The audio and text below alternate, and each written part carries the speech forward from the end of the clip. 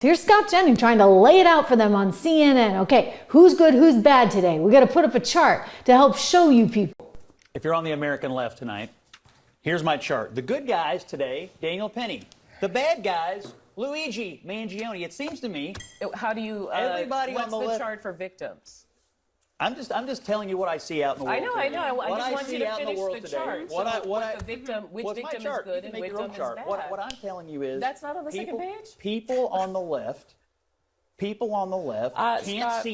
seem to tell the difference between the good guys and the bad guys. People on the left. I want to know whether you think that, as Congressman Crane does, that Daniel Penny should get the Congressional Gold Medal to recognize his heroism. I'm not asking you about anyone else. I think he ought to get medal. I think they ought to build a statue to this guy in New York City. I think that race, and I'm going to say it. I'm going to say the dreaded R word. Race plays a role in this, right? And so we see it. Yes, absolutely, because statistics say that. Wasn't there a similar case in New York City at the same time this one was going on? That when people kill people who are white, they tend to get harsher sentences, especially if they're people of color. What about the Jordan Williams case? That is what happens in our criminal justice system. First of all, no, I'm not going to stop because race absolutely plays a role in this. I said, what about the Jordan Williams case here in New York? Same situation, African American, gets on a subway, ends up killing a guy, grand jury tosses it out at the exact same time as the Penny case. What about Bernard Gett?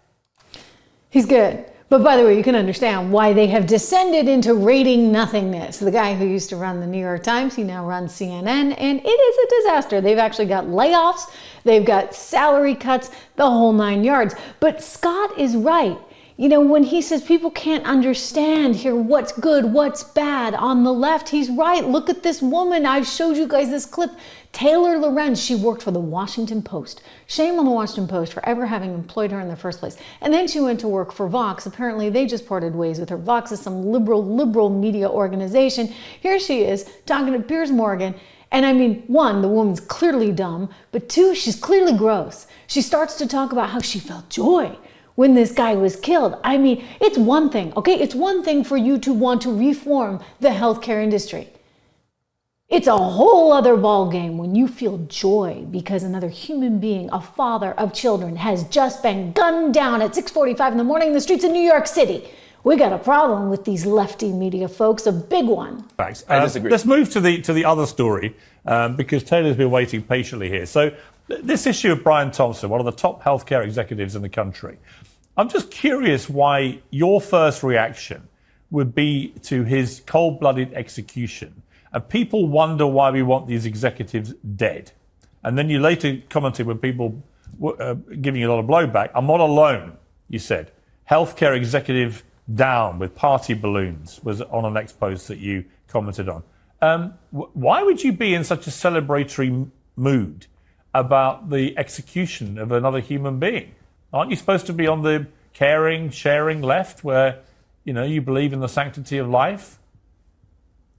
I do believe in the sanctity of life, and I think that's why I felt, along with so many other Americans, joy, unfortunately, you know, because it feels like... Serious? I mean... Joy in a man's execution? Maybe not joy, but certainly not, certainly not empathy. Because again, we're watching the footage. How can this make you joyful? This guy's a husband, he's a father, and he's being gunned down in the middle of Manhattan. Why does that make you joyful? Of Americans that he murdered. So are the tens of thousands of Americans, innocent Americans, who died because greedy health insurance executives like this one push policies of denying care to the most vulnerable people. And the many millions of Americans that have watched people that I care about suffer and in some cases die because of lack of health care. So should they all be killed then? Should they all be killed, these healthcare executives? Would that make you even more joyful? No, that would not. But why not? And, we played the whole clip in yesterday's show, but this woman, I mean, she is very representative, right, of this mentality, this we hate people in business mentality that Elizabeth Warren was just echoing on Joy Reid's show, that Joy Reid always echoes. We hate big business. Listen, you know, it may not be perfect, but that doesn't mean you go and off people. I mean, that is really sick and twisted. And the fact that she sat there and said, no, I feel joy at this. What kind of messed up person is that? Apparently Vox Media is splitting with her. She's a former Washington Post reporter. They're splitting with her because of, well, you know, some of the crazy things she's saying. Well, that's good. You know what? We need a little bit more of that going on right about now. I'm not into cancel culture, as you know. Like, really, really not. But, and you can say what you want, but I think it's important to understand that she is a personification of what they believe in. Years ago, I remember being a young reporter in the San Francisco CBS newsroom when Enron went bust.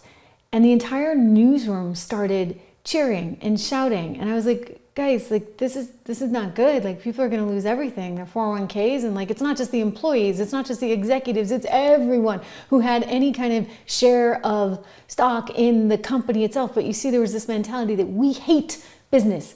We hate big business, and therefore anything that represents big business should be done and over, and that's messed up. I want to give a quick shout out, speaking of big business, to our friends over at American Heart for Gold.